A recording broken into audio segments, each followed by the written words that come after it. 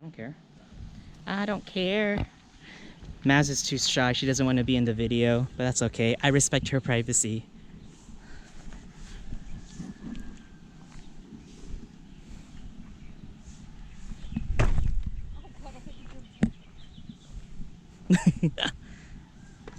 This is all that's left of Buwada Lagoon after exploitation of phosphates. And you're left with a lagoon that is, yeah, toxic.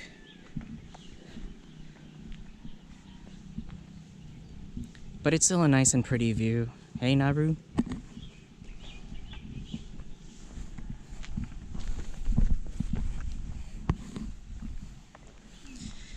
And they've got their place of drying the copras and the coconuts.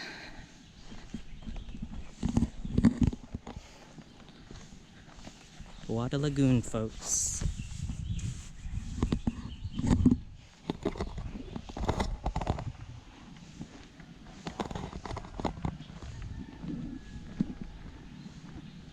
You good? Let's do it.